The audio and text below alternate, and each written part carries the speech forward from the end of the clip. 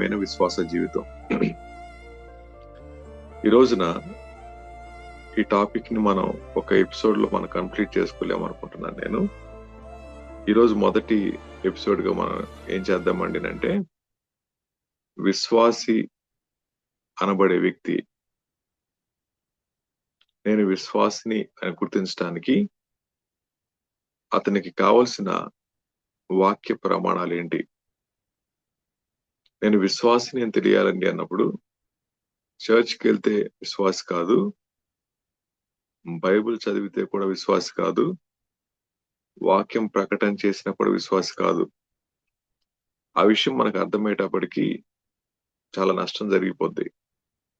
ఎందుకండి అంటే ప్రస్తుతం మనందరం కూడా క్రీస్తు ప్రభు వారి రాకడ కోసం సిద్ధపడుతూ మనం చివరి దినాల్లో ఉంటా ఉన్నాం. యేసుక్రీస్తు ప్రభు వారు ఏమన్నారండి అంటే, నేను ఈ లోకానికి వచ్చే సమయానికి భూమి మీద విశ్వాసాన్ని కనుగొంటానా అన్నారు.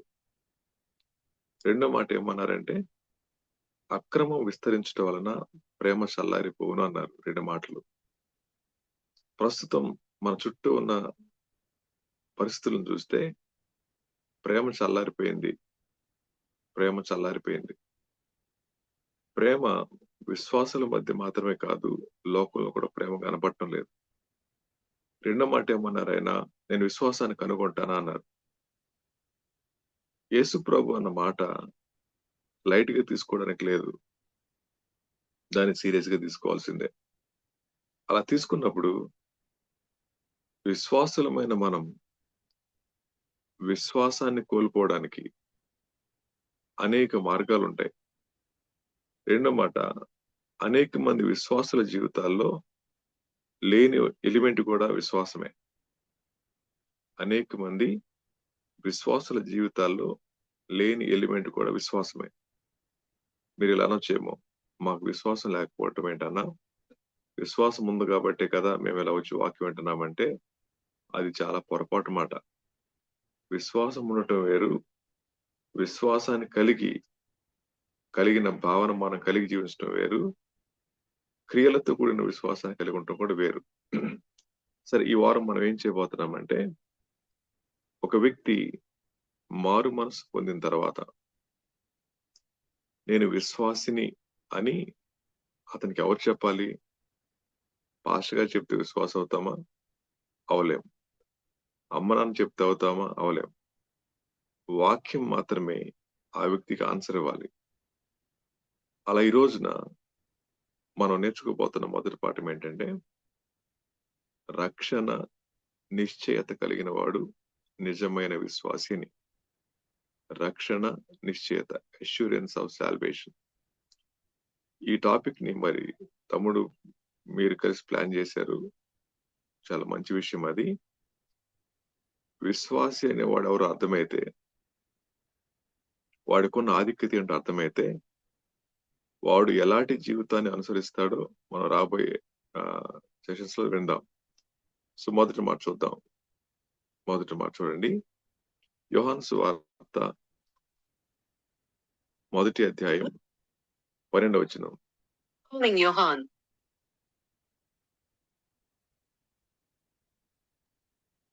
యోహాను సువార్త 1వ అధ్యాయం 12వ వచనం చదువుకుందాం. తను ఎందరు అంగీకరించరో వారందరికీ, అనగా తన నామమందు విశ్వాసం ఉంచిన వారికి దేవుని పిల్లలగుటకు ఆయన అధికారం అనుగ్రహించెను. వారు దేవుని వలన పుట్టిన వారే గాని రక్తము వలనైనను, అశరీరేచ్ఛల వలనైనను, మానుషేచ్ఛల వలనైనను పుట్టిన వారు కారు. ఆ వాక్యము శరీరం. చాలా మొదటి మాట, తను ఎందరు అంగీకరించరో వారందరికీ, అనగా తన నామమందు విశ్వాసం ఉంచిన వారికి దేవుని పిల్లలగుటకు ఆయన అధికారము అనుగ్రహించును అన్నమాట. అధికారం ఇచ్చింది ఎవరు? మనకి దేవుడు. ఎందుకు ఇచ్చారు అధికారం? తను అంగీకరించాం కాబట్టి. ఎలా అంగీకరించాలి? అక్కడ రాయబడిన మాట, వారు తన నామమందు విశ్వాసం ఉంచారు కాబట్టి దేవుని పిల్లలు. దేవుని నామమందు విశ్వాసం ఉంచడం అంటే ఆ యేసు ప్రభు దేవుడు అండి అలా ఒప్పుకోవటమే కాదు, దేవుని యందు విశ్వాసం ఉంచడం అనేది 2 రకాలు. ఒకటి హృదయపూర్వకంగా నమ్మడం, రెండోది జ్ఞానయుక్తంగా నమ్మడం. జ్ఞానయుక్తంగా నమ్మిన వాడికి సబ్జెక్ట్ ఉంటుంది, లైఫ్ ఉండదు. హృదయపూర్వకంగా నమ్మిన వాడికి వాక్య జ్ఞానం లేకపోవచ్చు కానీ హృదయంలో ప్రభువుకు స్థానం ఉంటుంది. మళ్ళీ చెప్తాను. వాక్యం తెలియడం అనేది ఆత్మీయతకు గుర్తు కాదు. వాక్యం చెప్పడం అనేది ఆత్మీయతకు నిదర్శనమేం కాదు. ఇక్కడ రాయబడిన మాట, తన్నెందరు అంగీకరించిరో వారందరికీ అంగీకరించే అంగీకరించే సమయంలో చాలా ఆటంకాలుంటాయి. ఇప్పుడు నేను ప్రశ్న అడుగుతాను. ఈ సెషన్‌లో పాల్గొన్న మనందరం కూడా దేవుణ్ణి అంగీకరించిన వాళ్ళం. రెండో మాట, దేవుని చేత అంగీకరించబడిన వాళ్ళం. ఎంత అద్భుతమైన మాట ఇది. దేవుడు మనల్ని అంగీకరించారు. మనం దేవుణ్ణి అంగీకరించాం. 2 పదాలు పక్కన పెడదాం. దేవుని చేత ఎరగబడటం అనేది బైబిల్ పట్టుకుంటే వచ్చేది కాదు. దేవుని చేత ఎరగబడటం అనేది క్రైస్తవ కుటుంబంలో పుడితే వచ్చేది కాదు. దేవుని చేత ఎరగబడటం అనేది సంఘ కార్యక్రమాల్లో పాల్గొనటం వల్ల వచ్చేది కాదు. దేవుని చేత ఎరగబడటం అనేది మరొక విధంగా రాదు. బైబిల్ చెప్తా అన్నమాట. ఆయనను అంగీకరించడం అంటే అక్కడ రాయబడిన మాట, వారందరికీ తన నామమందు విశ్వాసం ఉంచిన వారందరికీ అనే మాట. ఏంటి ఆయన నామం? ఆయన రక్షకుడు, ఆయన క్రీస్తు, ఆయన పేరు యేసు, ఆయన యొక్క టైటిల్ క్రీస్తు. రక్షకుడైనటువంటి యేసయ్యని ఎవరైతే రాజుగా అంగీకరిస్తారో వారందరి జీవితాల్లో ఆయన తప్పకుండా కార్యం చేస్తారు. రెండో మాట, విశ్వాసం అనేది హెడ్ బిలీఫ్ ఉండకూడదు, హార్ట్ బిలీఫ్ ఉండాలి. హృదయపూర్వకంగా నమ్మడం అనేది మన జీవితాల్లో కార్యం చేయడానికి కారణమవుతుంది. ఇప్పుడు వాక్యం వినిన తర్వాత వాక్యం మన జీవితంలో పనిచేస్తా ఉన్నప్పుడు ఆ పనిచేసే వాక్యం తాలూకా ఛాయలు మనకు కనబడాలండి అంటే మనమందరం కూడా ఏం చేయాలి చెప్పండి? ఆయన పిల్లలమనే స్పృహ కలిగి జీవిస్తూ ఉంటాం. ఆయన పిల్లలమనే స్పృహ లేకపోతే మనకి 2 రకాల జీవితాలు కనబడతాయి. నిజమైన విశ్వాసి ద్వంద్వ జీవితాన్ని జీవించలేడు. నిజమైన విశ్వాసి రాజీ పడే జీవితాన్ని జీవించలేడు. నిజమైన విశ్వాసి దేవుని నామానికి అవమానకరంగా ప్రవర్తించలేడు. 4వది, నిజమైన విశ్వాసి తన మాటల్లో, తన ఆలోచనల్లో, తన క్రియల్లో క్రీస్తును ప్రతిబింబింపజేస్తా ఉంటాడు. నిజమైన విశ్వాసి క్రీస్తు కొరకు పాటుపడతాడు. నిజమైన విశ్వాసి క్రీస్తును లోకానికి చూపిస్తాడు. నిజమైన విశ్వాసి క్రీస్తు కోసం ప్రాణత్యాగం చేయడానికి కూడా వెనకాడ్డు. ఇలా చాలా విషయాలు మనం మాట్లాడుకోవచ్చు. కారణం ఏంటంటే నా తండ్రి నా ప్రభువు కాబట్టి. ప్రియమైన తమ్ముడు, చెల్లి, ఈ జూమ్ లో పాల్గొన్న మనందరం, ఇంక్లూడింగ్ మీ, నాతో కూడా కలిపి, దేవుని యందు విశ్వాసం ఉంచడం అనేది చిన్న విషయమేం కాదు. ఎందుకంటే ఈ జనరేషన్ లో ఏది అడిగినా, ఏది చెప్పినా ఎందుకు అనే ప్రశ్న వేయకుండా ఎవరు మాట్లాడరు. దీన్ని క్వశ్చనింగ్ జనరేషన్ అంటాం, ప్రశ్నించే తరం అంటాం. వారి ప్రశ్నకు సరైన జవాబు దొరకకపోతే దేవుడు ఎదురుగా నిలబడినా కూడా నమ్మని తరం ఇది. అలాంటి తరంలో యవన బిడ్డలైన మీరు అందరూ కూడా యేసుక్రీస్తు ప్రభు యొక్క మాటకు లోబడి మీ జీవితాన్ని అప్పగించుకున్నారండి అంటే ఇది మీ వలన కలిగింది కాదు. బైబిల్ చెప్తున్న మాట ఏమన్నారు? తనెందరు అంగీకరించిరో వారందరికీ వారిలో మన జూమ్ లో ఉన్న 18 మంది ఉన్నారు. ఈ రాలేకపోయిన వారు ఉన్నారు. కొంతమంది ఆల్రెడీ వచ్చిన వాళ్ళు ఉన్నారు. కొంతమంది తెలియని వాళ్ళు కూడా ఉన్నారు. వారందరికీ అనగా విశ్వాసం ఉంచిన వారికి దేవుని పిల్లలగుటకు ఆయన అధికారం, అండర్లైన్ చేసుకోండి. అధికారం ఇచ్చిన వాడు సేవకుడు కాదు. అధికారం ఇచ్చిన వాడు పెద్దలు కాదు. అధికారం ఇచ్చిన వారు తల్లిదండ్రులు కాదు. అధికారం ఇచ్చిన వాడు దేవుడు అనే మాట. ఎలా అవుతావు నువ్వు దేవుని పిల్లాడివి? నా తండ్రి ఇచ్చాడండి. ఆయన ఇచ్చాడు నాకు అధికారం. కాబట్టి మీరెన్నడూ కూడా ఈ వాక్య సత్యాన్ని అర్థం చేసుకుంటే ఆత్మీయ జీవితంలో కృంగుదల వచ్చినప్పుడు మనం చేయాల్సిన పని, నా తండ్రి నాకు సహాయం చేసేవాడు, నా తండ్రి నన్ను బలపరిచేవాడు, నా తండ్రి నన్ను విడిచిపెట్టేవాడు కాదు అనే నిశ్చయత మనకు లేకపోతే మన జీవితాల్లో వెనక్కి జారిపోవడం అనేది సాధారణంగా జరుగుతూ ఉంటుంది. అందుకని మనం క్రైస్తవ్యంలోకి రాకూడదు, క్రీస్తులోకి రావాలి. మళ్ళీ చెప్తా ఉన్నాను, నిజమైన విశ్వాసి క్రైస్తవ్యంలోనికి రాడు, క్రీస్తులోకి వస్తాడు. క్రైస్తవ్యంలో చాలా మంది ఉంటారు,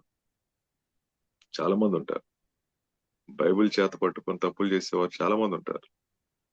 వాళ్ళని బట్టి లోకంలో దూషించబడతా ఉంది దేవుని నామం, మనకు తెలుసు అది. కానీ ప్రభు మనతో మాట్లాడుతా ఉంది, నీవు నేను దేవుని పిల్లలం అనే స్పృహ కలిగి ఉంటే మన జీవితాల ద్వారా దేవుని నామాన్ని గణపరుస్తాం, మన జీవితాల ద్వారా ఆయన నామాన్ని హెచ్చిస్తాం.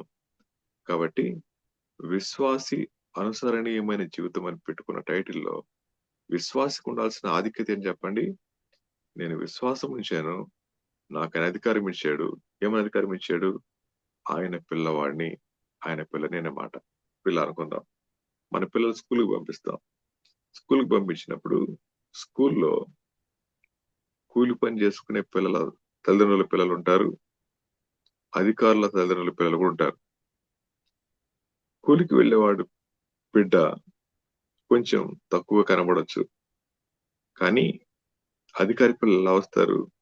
కారులో వస్తారు, సూట్ వేసుకుని వస్తారు, లేకపోతే యూనిఫామ్ వేసుకొని వస్తారు, కాస్ట్లీ బ్యాగ్ పెట్టుకుంటారు, రిచ్గా వస్తారు. వాళ్ళ మొక్కలో ధీమా కనపడతా ఉంటది. మనకు తెలుసు. అప్పుడేమనుకుంటామంటే గర్విష్ఠుడు అని చెప్పి అనుకుంటాం స్కూల్లో. కారణం ఏంటి చెప్పండి? వాడు ఎవడి కొడుకో, ఏ అధికారి కొడుకో ఆ పెంపకంలో పెరిగేవాడు కాబట్టి అలా బతుకుతాడు. వాడి నైజం అది, అది లోకానుసారంగా. మరి మనవారి పిల్లలమే బైబిల్ ఏం చెప్తుంది? దేవుని పిల్లలం, దేవుని పిల్లలం. ఈ మాట మీకు ఎలా అనిపిస్తుందో నాకు తెలియదు, కానీ నేను దేవుని పిల్లవాడిని, దేవుని పిల్లని అనుకున్నారనుకోండి, మీ తండ్రి ఎవరు అవుతారు? దేవుడు అవుతాడు కదండి. దేవుడు నాకు తండ్రి అయితే నాకేం కొద ఉంటది? కాబట్టి గుర్తుపెట్టుకుందాం, లోకంలో తల్లి తండ్రి అనేవాళ్ళు విడిచిపెట్టొచ్చు, విడిచిపెడతారు ఒక రోజున, లేదా శాశ్వతంగా మన నుంచి వెళ్ళిపోతారు. ఇది సత్యం. కానీ పరలోకపు తండ్రి మనం భూమి మీద ఉన్నంత వరకు మనతో ఆయన ఉంటారు. ఈ లోకయాత్ర ముగించగానే మనం ఆయనతో ఉంటాం. ఈ లోకంలో మనం ఉన్నంత వరకు ఆయన మనతో ఉంటారు. ఈ లోకయాత్ర ముగించగానే మనం ఆయనతో ఉంటాం. ఈ నిశ్చయత చనిపోయేంత వరకు కూడా ఎవరు విడిచిపెట్టకూడదు. ఇక్కడ రాయబడిన మాట, ఇది మీరు సంపాదించుకుంది కాదు, నేను సంపాదించుకుంది కాదు, ఇది కేవలం దేవుని యొక్క కృప మాత్రమే. ఇది కేవలం దేవుని యొక్క కృప మాత్రమే. మన వైపు నుంచి ఏమో విశ్వాసం ఉంచాం, ఆయన వైపు నుంచి మనల్ని అంగీకరించడానికి ఆయన శిలువ మరణం పొందారు, ప్రాణం పెట్టి తిరిగి లేచారు, తన ప్రేమను మనకు పంచారు. ఇలా ఎన్ని చెప్పుకోవచ్చు కదండి. కాబట్టి గుర్తుపెట్టుకున్న మొదటి మాట, నేను దేవుని పిల్లవాడిని, దేవుని పిల్లని. ఇది మొదటి మాట. రెండో మాట చూడండి, తీతుకు రాసిన పత్రిక మొదటి అధ్యాయం 4-5 వచనాలు చదువుకుందాం, లేదా 3-4 వచనాలు చదువుకుందాం. సరే, నేను చదువుతారా? ఎవరన్నా 1 నుంచి 4 వచనాలు కలిసి చదువుతారా? తీతు పత్రిక మొదటి అధ్యాయం 1-4 దేవుడు ఏర్పరచుకుని వారి విశ్వాసము నిమిత్తమును నిత్య జీవమును గూర్చిన నిరీక్షణతో కూడిన భక్తికి ఆధారముగు సత్య విషయమైన అనుభవ జ్ఞానము నిమిత్తమును దేవుని దాసుడును యేసుక్రీస్తు అపోస్తలుడైన పౌలు మన అందరి విశ్వాస విషయములో నా నిజమైన కుమారుడకు తీతుకు శుభమని చెప్పి రాయినది ఆ నిత్య జీవమును అబద్ధమాడనేరని దేవుడు అనాది కాలము అందే వాగ్దానము చేసిన గాని ఇప్పుడు మన రక్షకుడైన దేవుని ఆజ్ఞ ప్రకారము నాకు అప్పగింపబడిన సువార్త ప్రకటన వలన తన వాక్యమును యుక్త కాలముల యందు బయలుపరిచెను. తండ్రి అయిన దేవుని నుండి మన రక్షకుడైన క్రీస్తు యేసు నుండి కృపయు కనికరమును సమాధానమును నీకు కలుగును గాక. చాలు. థ్యాంక్ యూ తమ్ముడు. ఈ మొదటి అధ్యాయంలో ఇక్కడ దేవుని యొక్క గుణలక్షణం చెప్తా ఉన్నాడు. ఆయన క్యారెక్టర్ గురించి చెప్తున్నాడు. ఆ నిత్య జీవమును అబద్ధమాడనేరని దేవుడు అనే మాట. అబద్ధమాడనేరని దేవుడు. యోహాను సువార్తలో ఏమనుకున్నాం? తన నామమందు విశ్వాసం ఉంచిన వారందరూ దేవుని పిల్లలు. ఇప్పుడేమంటున్నాడు? ఆ మాట చెప్పిన వాడు అబద్ధమాడనేరని దేవుడు అనే మాట. కొన్నిసార్లు విశ్వాస యాత్ర కొనసాగుతూ ఉన్న సమయంలో మనం జారిపోయినప్పుడు కానీ, బలహీనత వచ్చినప్పుడు కానీ, భయం వేసినప్పుడు కానీ, ఒంటరి వాళ్ళమైనప్పుడు కానీ, లేదా శోధన దగ్గర కానీ ఏమనుకుంటాం? అయ్యో నేను జారిపోయిందేమో, దేవుడు వదిలిపెట్టేశాడేమో అనుకుంటాం. కానీ వాక్యం ఏమంటుందండి ఏంటంటే, ఆ నిత్య జీవమును ఎవరిచ్చారు మనకి? అబద్ధమాడనేరని దేవుడు. అండర్లైన్ చేసుకోండి, బైబిల్ చెప్పే మాట, దేవుని క్యారెక్టర్ అది. మన దేవుడు అబద్ధమాడనేరని దేవుడు. మనం ఆడొచ్చేమో, కానీ దేవుని పిల్లలంగా ఆయనకు అవమానకరంగా మనం మాట్లాడకూడదు. ఈయన అంటున్నాడు మొదటి వచనంలో, దేవుడు ఏర్పరచుకుని వారి విశ్వాసము నిమిత్తం నిత్య జీవమును కూర్చిన నిరీక్షణతో కూడిన భక్తికి ఆధారమగు సత్య విషయమైన అనుభవ జ్ఞానం నిమిత్తం. అందుకు రాసేటి మాట, దేవుని పిల్లలైన వారికి ఉండాల్సింది ఒకటి, సత్య విషయమైన అనుభవ జ్ఞానం ఉండాలి. రెండవదిగా దేవుని యొక్క గుణలక్షణం కూడా మనకు తెలియాలి. సత్య విషయమైన అనుభవ జ్ఞానం లేకపోతే తప్పు బోధల వైపు ఆకర్షించబడతా ఉంటాం. అలాగే దేవుని క్యారెక్టర్ తెలియకపోతే మన క్యారెక్టర్ డామినేట్ అవుతుంటది. గుర్తుపెట్టుకోండి, దేవుని యొక్క గుణలక్షణం మనకు అర్థం కాకపోతే మన లక్షణాలు పొల్యూట్ అవుతాయి. మన లక్షణం పొల్యూట్ అవుతాయి. మళ్ళీ చెప్తా ఉన్నాను, దేవుని గుణలక్షణం మనకు అర్థం కాకపోతే మన జీవితాల్లో మనం జీవించే లక్షణాలు పొల్యూట్ అవుతా ఉంటాయి. ఈయనేమన్నాడు? నా నిజమైన కుమారుడు. ఎప్పుడంట? మన అందరి విశ్వాస విషయంలో. మన అందరి విశ్వాస విషయంలో. ఇందాకదే చదువుకున్నాం కదా, ఎవరు విశ్వాసం ఉంచారో వారు అన్నాడు. ఇప్పుడు ఏమంటున్నాడు ఇక్కడ అపోస్తలుడైన పౌలు? మన అందరి విశ్వాస విషయంలో. మనందరి విశ్వాస విషయంలో. పౌలు గారు మనకంటే ముందు 2000 సంవత్సరాల క్రితం, లేదా ఇంచుమించు అటు ఇటుగా, ఆయన ఈ భూమి మీద తన జీవితాన్ని జీవించి పని ముగించుకొని పొదరికి వెళ్ళిపోయారు. ఆయన ఏమని మెన్షన్ చేస్తున్నాడు? మనందరి విశ్వాస విషయంలో నా నిజమైన కుమారుడకు తీతుకు శుభం చెప్పారు ఆయనది. ఏమన్నాడు ఆ మాటలో? ఆ నిత్య జీవమును అబద్ధమాడనేరని దేవుడు అనాది కాలమందే వాగ్దానము చేసెను గాని ఇప్పుడు మన రక్షకుడైన దేవుని ఆజ్ఞ ప్రకారము నాకు అప్పగింపబడిన సువార్త ప్రకటన వలన తన వాక్యమును యుక్త కాలముల యందు బయలుపరచెను.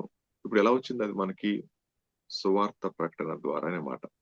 ఈరోజు ఈ టాపిక్ ఎందుకు తీసుకున్నానండి అంటే, చాలా చోట్ల చాలా మంది విశ్వాసులతో మాట్లాడుతూ ఉన్నప్పుడు, చాలా మంది సేవకులతో కూడా మాట్లాడుతూ ఉన్నప్పుడు, వారందరి జీవితాల్లో నిశ్చయత లేదు.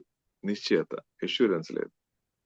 ఎష్యూరెన్స్ లేనప్పుడు ఏమవుతుంది నేనంటే, మనం విశ్వాసం కాదేమో అనుకునే భ్రమలోకి వెళ్ళిపోయి పాపంలో కొనసాగే ఆలోచన ఎక్కువగా ఉంటుంది.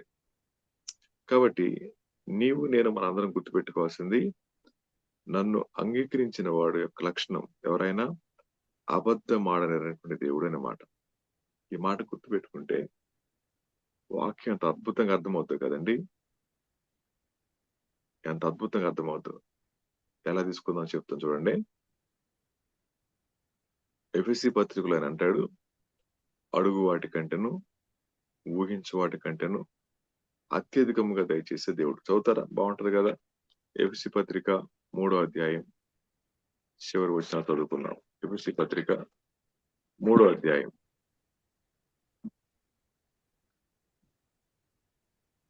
20 వచనాలు. మనలో కార్యసాధకమైన తన శక్తి చొప్పున మనం అడుగు వాటన్నిటి కంటేను ఊహించు వాటన్నిటి కంటేను అత్యధికముగా చేయ శక్తి గల దేవునికి క్రీస్తు యేసు మూలముగా సంఘములో తరతరములు సదాకాలము మహిమ కలుగునగాక. ఆమేన్. సో దీనిలో ఇప్పుడు ఈ మాటని యాడ్ చేద్దాం. ఏ మాట యాడ్ చేద్దాం? అంటే ఈ మాట చెప్పిన వాడు అబద్ధమాడని దేవుడు. ఏ మాట చెప్పాడు? మనలో కార్యసాధకమైన తన శక్తి చొప్పున. మనలో పనిచేసేది మన శక్తి కాదు, తన శక్తి. రెండో మాట, మనము అడుగు వాటి కంటే ఊహించు వాటి కంటే అత్యధికముగా చేయగలిగిన శక్తి గల దేవునికి. ఎవరి దేవుడు? అబద్ధం ఆడని దేవుడు అన్నమాట. రెండో విషయం గుర్తుపెట్టుకుందాం. నేను సేవించే దేవుడు అబద్ధం ఆడని వాడు, ఆడనేరని వాడు. ఆయన లక్షణం ఏంటండి అంటే అడిగే వాటికంటే ఊహించే వాటికంటే అత్యధికంగా చేసేవాడు. ఇప్పుడు జూమ్ కాల్లో 23 మంది ఉన్నాం. 23 మంది కూడా ప్రార్థన చేసుకుంటా ఉంటాం. ప్రభా నాకు ఉద్యోగం కావాలి, ప్రభా నాకు పెళ్లి కావాలి, ప్రభా నా కుటుంబం బాగుపడాలి, ప్రభా నా కుటుంబం రక్షించబడాలి, ప్రభా నా బాధలు తీర్చబడాలి. ఇలా మనం ప్రార్థన చేసుకుంటుంటాం. మన అవసరతలు చేస్తాం, అడుగుతున్నాం. ఊహించేదేంటి? అడిగేది ఇస్తారనేది ఊహ. ఏది అడుగుతున్నామో అది జరుగుతుంది అనేది ఊహ. కానీ బైబిల్ ఏమంటుంది? అడుగు వాటికంటే ఊహించు వాటికంటే అత్యధికంగా చేస్తాడు. అది మనకు తెలియదు, బియాండ్ అవర్ కెపాసిటీ. ఈ మాట మనకు అర్థమైనప్పుడు అడిగేది కాదంట, ఊహించేది కాదంట, ఇంకెక్కువ చేయడం ఏంటి?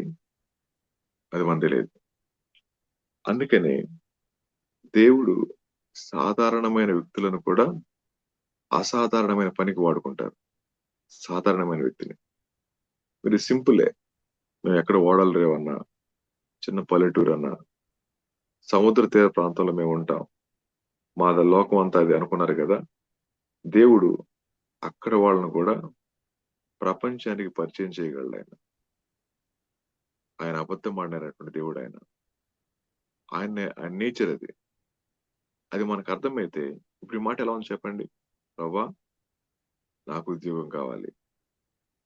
నెక్స్ట్ టైం ఊహిస్తాం, ఇదే ఉద్యోగం వస్తే నా కుటుంబాన్ని పోషించుకోవడానికి కావాల్సిన డబ్బులు కావాలి. ఇంతవరకు మన ఆలోచన. మళ్ళీ ఇంకో మాట కూడా అనుకుంటాం, ప్రభా నాకు ఎక్కువ వద్దు, ప్రభా నాకు ఎక్కువ వద్దు. ఇది మనం ఊహించేది. కానీ ఊహించలేనిది ఆయన చేసే పని. ఆయన ఏమన్నాడు? అడుగు వాటికంటే ఊహించు వాటికంటే ఎక్కువగా చేస్తారంట ఆయన. ఎందుకు ఈ మాటను మీకు జ్ఞాపకం చేశానంటే, మారు మనసు పొందిన వ్యక్తి యొక్క జీవితంలో కార్యసాధకమయ్యేది మన శక్తి కాదు, ఆయన శక్తి. పని చేసేది ఆయన శక్తి. దేవుడు సహాయం చేయకపోతే, దేవుడు బలపరచకపోతే, దేవుడు కృప చూపించకపోతే మనం ఏమైపోయే వాళ్ళమో కదండి. ఈ మాటలు వింటున్న వారు ఎక్కడెక్కడున్నారో, ఏ పరిస్థితుల మధ్య ఉన్నారో నాకైతే తెలియదు. ప్రభు మీతో మాట్లాడుతున్న మాట, నాతో మాట్లాడుతున్న మాట ఏంటో తెలుసా అండి? ఎన్నడూ కూడా దేవుని క్యారెక్టర్ని డౌట్ పడకండి. ఆలస్యం కావచ్చు, అవరోధాలు ఎదురవ్వచ్చు, అననుకూల పరిస్థితులు ఎదురవ్వచ్చు, మనం అడుగుతూ ఉండొచ్చు. కానీ ఆయన అంటున్నాడు, మీరు అడిగేది ఒకటే, నా ఆలోచన వేరు, నా ఉద్దేశాలు వేరు, నేను ఇవ్వాలనుకున్నప్పుడు మీరు తట్టుకోలేరు, నేనేమిస్తాను కదండి. ఈ మాట మీకు చాలా అద్భుతంగా అనిపిస్తుంది కదా. ఒక మాట చెప్తాను. ఒక ఆయన వాళ్ళ నాన్న డాక్టర్ చేయాలనుకున్నారు. ఆయనకి ఎంసెట్ లో ర్యాంక్ రాలేదు, చాలా కాలం క్రితం అంటండి. వాళ్ళ నాన్న బాగా బాధపడ్డాడు. అరే నా కొడుకుని చేద్దాం అనుకున్నాం కదా ఆయన. ఆయన పాస్టర్ గారే, టీచర్ కమ్ పాస్టర్ ఆయన. అలా అయిన తర్వాత ఒకరోజు ఏం జరిగింది, ఎంబీబీఎస్ చేయాల్సిన వాడు సిఏకి వెళ్ళాడు. సిఏ చేసిన తర్వాత ఆయనకి వేరే దేశంలో జాబ్ వచ్చింది. ఆయన మంచిగా సంపాదించుకోవడం మొదలుపెట్టాడు. అడిగింది ఏంటంటారు, ప్రభా నాకు మెడిసిన్ సీట్ ఇవ్వండి. ఊహించింది ఏంటి, మెడిసిన్ వస్తే డాక్టర్ అవుతాను కదా, సేవ చేద్దాం అనుకుంటారేమో. కానీ ఆలోచన మారింది. దేవుడు ఇంకో కార్యం చేశారు. ఊహించలేదు అది. ఈరోజు మంచిగా సంపాదించుకుంటున్నారు. సరే ఆత్మీయంగా ఎలా ఉన్నారో నాకు తెలియదు, చెప్పిన మాట అది. ఆ మాట జ్ఞాపకం చేసుకుంటా ఉన్నప్పుడు మనం ఊహించేది వేరండి, దేవుడు చేసే కార్యాలు వేరు. ఈ ఉదయకాల సమయంలో ప్రభు మనతో మాట్లాడుతూ ఉంది. ఇప్పుడు మీరు వెళుతున్నటువంటి ట్రామా, వెళ్తున్నటువంటి బాధ మీరు ఊహించింది కాదు. మీరు వెళ్తున్నటువంటి పరిస్థితులు ఎక్స్పెక్ట్ చేసినవి కాదు. ఎవరు ఎక్స్పెక్ట్ చేస్తారు ట్రామాని? పెయిన్ ఎవరు ఎక్స్పెక్ట్ చేస్తారు? బాధ ఎవరు ఎక్స్పెక్ట్ చేస్తారు? అందరూ బాగుండాలని కోరుకుంటాం కదా. కానీ బైబిల్ అంటా ఉంది, మీరు అడుగుతున్నారు ఒకటి, ఊహిస్తున్నారు ఇంకొకటి. కానీ నేను చేసేది బియాండ్ యువర్ కెపాసిటీ. మీ స్థాయికి మించి, మీ ఆలోచనకు మించి, మీ ఊహకు మించి. అలాగే చెప్తాలే ప్రభా, ఎప్పుడు చేసావు నాకు, చాలా కాలంగా ప్రార్థన చేస్తున్నాను నేను, నువ్వు నా మొర వినట్లేదు అనుకుంటున్నారు కదా. ప్రభు అంటున్నమాట, నేను ఎవరో తెలుసా నీకు? అబద్ధం ఆడినారనేటువంటి దేవుడు నేనే మాట. ఎంత అద్భుతమండి ఈ మాట. ఈ మాట పట్టుకుని మన విశ్వాస యాత్రలో మోకరించి ఈ మాట క్లెయిమ్ చేసుకుంటే దేవుడు తట్టుకోలేడు తెలుసా అండి. ఎంత సంతోషపడతాడు దేవుడు. దేవా ఇది నీది, నువ్వు మాట ఇచ్చావు కదా, నువ్వు జరిగిస్తావు. నీ నేచర్ కదా ప్రభు అది. మన జీవితాలు ఎలా ఉంటాయి మీకు చెప్తానే. చాలా మందికి విశ్వాసులకే మోసపోవటం చాలా ఈజీ. నమ్మి మోసపోతా ఉంటారు, ఎక్కువగా మోసపోతా ఉంటారు. ఎవరైనా వచ్చి మాట్లాడినా, లేకపోతే కొద్దిపాటి ప్రేమ చూపించినా కొంచెం బాధపడి తట్టుకోలేం. నష్టపోవడానికి ఇష్టపడతాం కానీ రెస్పాండ్ కాకుండా ఉండలేం. అలా రెస్పాండ్ అయి నష్టపోయిన బోల్డ్ మంది కదండి. కానీ ప్రభు అంటున్నాడు, నేను అలాంటి వాడిని కాదండి. నేను అబద్ధం ఆడినటువంటి దేవుడిని. ఏ విషయంలో చెప్తున్నాడు ఆయన? ఇటర్నల్ లైఫ్, నిత్య జీవ విషయంలో. మారు మనసు పొందిన వ్యక్తి దేవుని పిల్లాడు. దేవుని పిల్లవాడుకున్న నిశ్చయత ఏం చెప్పండి? వాడు నిత్య జీవితానికి వారసుడు. మీరెలా చెప్తారు? నేను చెప్పడం కాదు, వాక్యం అంతా మాట్లాడుతా ఉంది. ఏమని? అబద్ధం ఆడనారని దేవుడు అనాది కాలం అందే వాగ్దానం చేశాడు. ఇది రెండో మాట. మూడో మాట, తీతు పత్రిక 3వ అధ్యాయం 5, 6 వచనాలు చదువుకుందాం. 7 వచనాలు. తీతు పత్రిక 3వ మనము అధ్యాయం 3వ అధ్యాయము 5, మనము 6, నీతిని 7. అనుసరించిన క్రియల మూలముగా కాక తన కనికరము చొప్పుననే పునరుజ్జన్మ సంబంధమైన స్నానము ద్వారాను పరిశుద్ధాత్మ మనకు నూతన స్వభావం కలగజేయట ద్వారాను మనలను రక్షించింది. మనం ఆయన కృప వలన నీతిమంతులమని తీర్చబడి నిత్య జీవమును గూర్చిన నిరీక్షణను బట్టి దానికి వారసుల మొగుటకై ఆ పరిశుద్ధాత్మను మన రక్షకుడైన యేసుక్రీస్తు ద్వారా ఆయన మన మీద సమృద్ధిగా కుమ్మరించింది.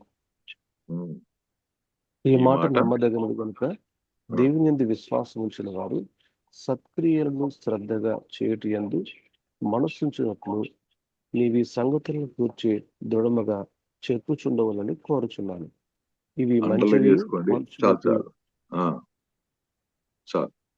అక్కడ రాయబడి మాట, నువ్వు చెప్తానే ఉండాలి. చెప్పు కాదు, చెప్తానే ఉండాలి, చెప్తానే ఉండాలి. ఈ మాటలో మీరు జ్ఞాపకం చేసుకుంటే,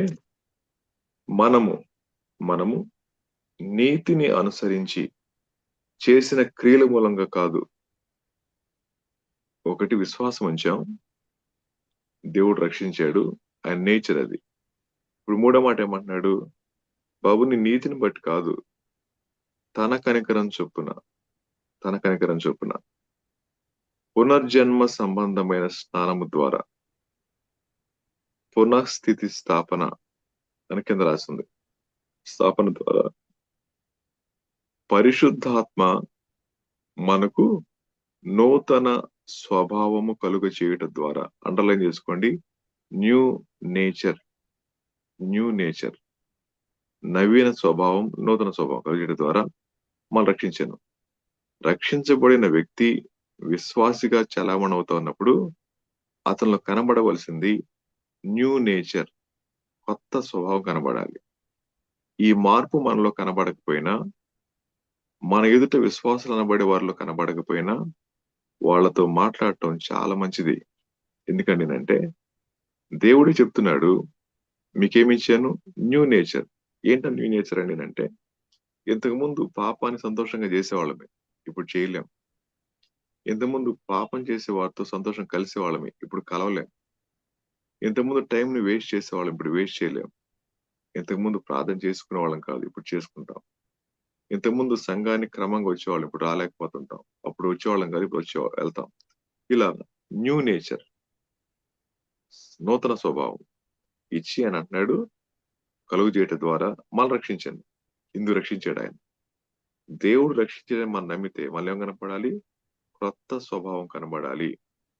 కానీ చాలా మంది విశ్వాసులం అనుకునే వారి జీవితాల్లో పాత వ్యక్తులే కనబడతారు, కానీ కొత్త వ్యక్తులకు స్థానం లేదు, కొత్త స్వభావానికి స్థానం లేదు. అదే పాత కక్షలు, అదే పాత కోపాలు, అదే పాప ఆలోచనలు ఇలాగే జరుగుతూ ఉంటాయి. బైబిల్ చెప్తున్న మాట, మీ లోపల న్యూ నేచర్ ఇచ్చాడు దేవుడు. ఇది కదండి. తర్వాత మాట ఏమంటాడు, ఈ రక్షకుడైన పొమ్మనించెను, ఈ మాట నమ్మదగినది గనుక దేవుని యందు విశ్వాసం ఉంచిన వారు సత్క్రియలను శ్రద్ధగా చేయుట యందు మనస్సుంచున్నట్లు ఈ సంగతులను చెప్పాలి. ఏం చేయాలి? రక్షించబడిన వాడు సత్క్రియలు శ్రద్ధగా చేయాలి. రక్షణ నిశ్చయత కలిగిన వాళ్ళలో నూతన స్వభావం ఉంటుంది. వాడు ఏం చేస్తాడు చెప్పండి? మంచి పనులు చేస్తాడు. మంచి పనులు చేస్తే రక్షించబడటం కాదు, రక్షించబడ్డాడు కాబట్టి మంచి పనులు చేస్తాడు. అర్థమవుతుందా మీ మాట? మంచి పనులు రక్షించవు, రక్షించబడ్డాం కాబట్టి మంచి పనులు చేస్తాం. అదే కదా ఆ వాక్యం చెప్పిన మాట. కాబట్టి ఈ మాట నమ్మదగినది కనుక శ్రద్ధగా చేయటేందు మనసుంచినట్లు ఇవి సంగతులు బోధించాలి, బోధిస్తూనే ఉండాలి, చెప్పుతూ ఉండవాలి అని కోరుచున్నాను. ఇవి మంచివి, మనుష్యులకు ప్రయోజనకరమైనవి ఉన్నవి కనుక అనే మాట చెప్తూ కానీ ఎలా ఉండకూడదు చెప్పాడు. ఏమన్నాడు? అవివేక తర్కములను, వంశావళులను, కలహములను, ధర్మశాస్త్రమును గూర్చిన వివాదములను, నిష్ప్రయోజనమును, వ్యర్థమునవి కనుక వాటికి దూరంగా ఉండండి. కొన్ని చేయాలి, కొన్ని చేయకూడదు. ఇది 4వ విషయం. 3వ విషయం. 4వ విషయానికి వద్దాం. హెబ్రీ పత్రిక 7వ అధ్యాయం 24-25 వచనాలు. హెబ్రీ పత్రిక 7వ అధ్యాయం 24-25 వచనాలు. చదువుతామని చదివేశాను. ఈయన నిరంతరము ఉన్నవాడు గనుక మార్పులేని యాజకత్వం కలిగిన వాడాయన. ఈయన తన ద్వారా దేవుని యొద్దకు వచ్చి వారి పక్షమున విజ్ఞాపన చేయుటకు నిరంతరము జీవించున్నాడు గనక వారిని సంపూర్ణముగా రక్షించుటకు శక్తిమంతుడై ఉన్నాడు. అండర్లైన్ చేసుకుందాం 2 మాటలు. ఒకటి, విజ్ఞాపనం చేస్తా ఉన్న నిరంతరం జీవించున్నాడు, సంపూర్ణంగా రక్షించగలడు. అంటే సగం సగం పనులు చేసేవాడు కాదు దేవుడు.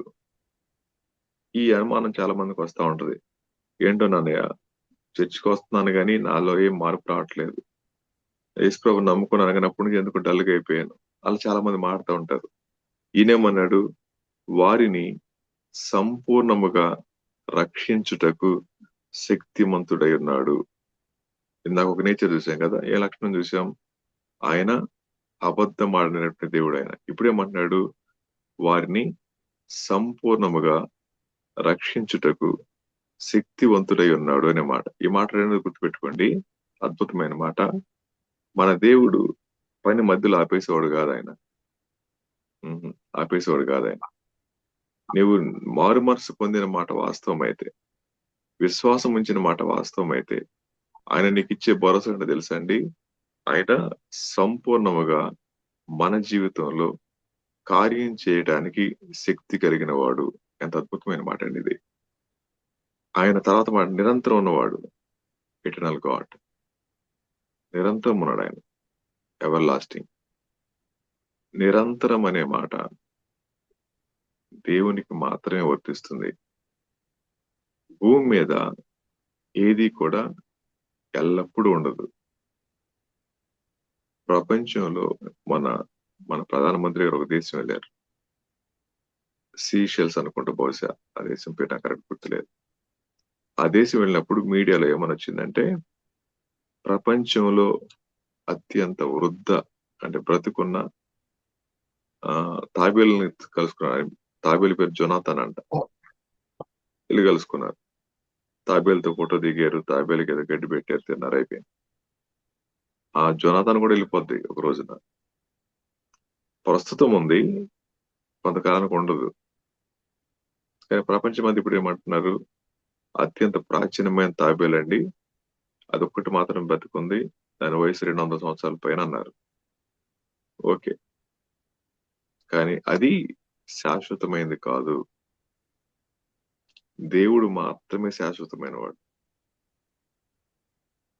ఈ మాట మనం జ్ఞాపకం చేసుకుంటే, ఆ దేశం యొక్క గర్వకారణం అది, హెరిటేజ్ అది, తాబేలు. మా దేశంలో అనుసారం చెప్పుకుంటున్నారు. సరే, వాళ్ళేం తప్పనట్లేదు, మనం దాని గురించి కాదు. ఎందుకు ఈ మాట చెప్పానంటే, నిరంతరం ఉండేవాడు ఆయనే, ఇంకెవరు ఉండరు. ఆయన ఎవరంట, నీ తండ్రి నా తండ్రి. ఆయన ఏమంటున్నాడు, ఆయన నేను సగం పని చేసి వదిలేవాడిని కాదు, సంపూర్ణంగా పనిచేస్తాను. ఎందుకు ఈ మాట చెప్పానంటే, ఇప్పుడు 23-24 మంది మనం ఉన్నాం కదా, మనమందరం కూడా ఆత్మీయతలో పరిపూర్ణతలోకి రాలేదు కూడా. పరిపూర్ణత వచ్చేది పరలోకంలోనే, తెలుసు మనకి. అయితే విశ్వాస యాత్ర కొనసాగుతూ ఉన్నప్పుడు మనం అక్కడక్కడ జారిపోతా ఉంటాం, పడిపోతా ఉంటాం. పడిపోయినప్పుడు ఏమనిపిస్తుంది నేనంటే, ఇక్కడ నన్ను వదిలేసేయడేమో దేవుడు అనుకుంటారు కదా. దేవుడు టేకప్ చేసిన పని మధ్యలో క్విట్ అయ్యేవాడు కాదు ఆయన. అరే, నువ్వు నాకు అర్థం కావట్లేదురా రాజేష్, నీతో నేను ఏగలేకపోతున్నాను, నువ్వు వెళ్ళిపో అనడు ఆయన. ఖచ్చితంగా నా జీవితాన్ని బాగు చేస్తాడు, నా జీవితాన్ని సరి చేస్తాడు, తిరిగి నిలబెడతాడు. అందుకని విశ్వాసుల జీవితాల్లో ఈ మాట గుర్తుపెట్టుకోండి, పడిపోయిన ప్రతిసారి దేవుడు నీకు ఇవ్వాలనుకున్న ఆశీర్వాదం ఆలస్యం అవుతుంది. దానికి కారణం నువ్వు, నేనే.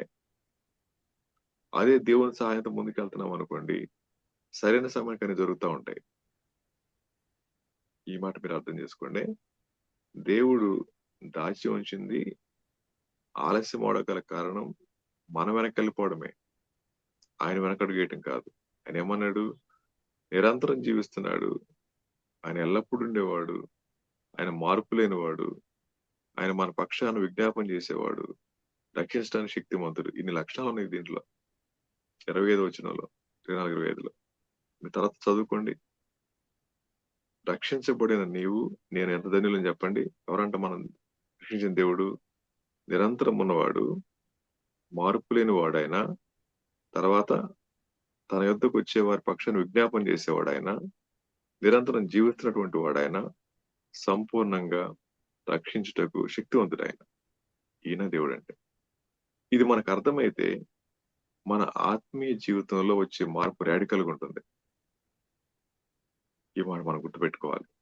ఆ తర్వాత యోహాను రాసిన మొదటి పత్రిక 1వ అధ్యాయం 9వ వచనం చదువుకుందాం. యోహాను రాసిన మొదటి పత్రిక 1వ అధ్యాయం 9వ వచనం. మనము 1 పాపములను మనము మన మనము పాపములను పాప- మన మనము పాపములను ఒప్పుకొని ఎడల ఉమ్, ఆయన నమ్మదగిన వాడును నీతిమంతుడు కనుక ఆయన మన పాపములను క్షమించి సమస్త దుర్నీతి నుండి మనలను పవిత్రులుగా చేయను. మనము పాపము చేయలేదని చెప్పుకుని చెప్పుకునే ఎడల ఆయనను అబద్ధకునిగా చేయవరగదు మరియు ఆయన వాక్యము మనలో ఉండదు. Very good, thank you brother. మన పాపములను మనం ఒప్పుకునే నేడల, ఇది మన సైడ్ నుంచి. ఈ జూమ్ లో ఉన్న మన అందరం కూడా దేవరాన్ని క్షమించండి, నేను పాపిని ప్రభు అన్నాం, నో డౌట్. ఇప్పుడు ఈయనేమన్నాడు, ఆయన నమ్మదగినోడు కాబట్టి ఏం చేస్తారంట, నీతిమంతుడు కనుక ఆయన మన పాపములను క్షమించాడు. ఇది మనం కలిగి ఉండాలి. మన చెవిలో ఈ టైంలో అపవాదం అంటుంటాడు, నిన్ను క్షమించలేదు దేవుడు, నేను వదిలిపెట్టేసేళ్ళమ్మా, నీ సంగతికి ఇంతే బాబు, దేవుడు వదిలిపెట్టేసాడు నేను అని చెప్పి చెవిలో గొణుగుతా ఉంటాడు సాతాన్ గాడు. అప్పుడు వాక్యం చెప్పండి, సాతానా నాకు తెలియదు వాస్తవానికి ఆ సంగతి, కానీ లేఖలో రాసి పెట్టాడు దేవుడు నన్ను క్షమిస్తానని చెప్పి, దుర్నీతి నుంచి కూడా పవిత్రులు చేస్తానన్నాడు కదా, ఆయన నేచర్ అంటే తెలుసురా నీకు, అబద్ధం ఆడని దేవుడురా, నా కోసం విజ్ఞాపన చేసేవాడురా, నువ్వు వెళ్ళిపో అని చెప్పి అనొచ్చు మనం ధైర్యంగా. ఈ మాటలు మనకేమని అనిపించాలండి అంటే, దేవుడు నా పక్షాన ఇంత స్పష్టంగా వాక్య ప్రమాణాల చేత నన్ను బలపరుస్తా ఉన్నప్పుడు విశ్వాసిని నేను ఎలా బతకాలి, నేను ఎలాంటి జీవితాన్ని అనుసరించాలి, అది మనం రాబోయే ఎపిసోడ్ లో మనం సెషన్ లో చూద్దాం. ఇప్పుడు మనకున్న ఆధిక్యతలు అయితే చెప్పాను. ఒకటేమనుకున్నామంటే, ఆ వచనాలు మీకు బై హార్ట్ వచ్చేయాలి. నెక్స్ట్ వీక్ మనం వచ్చినప్పుడు వీలైతే ఓ పని చేద్దాం, ఈ 5 వచనాల్ని కంటత పెట్టి ఎవరైనా సరే ఒకళ్ళు జూమ్ లోకి రాగానే చూడకుండా వాళ్ళు మైకో వీడియో ఆన్ చేసుకొని చెప్పగలిగితే బాగుంటుందేమో, సంతోషంగా ఉంటది. ఈసారి ట్రై చేద్దాం. 5 వచనాలు ఒకటి నేను చెప్పేస్తానే.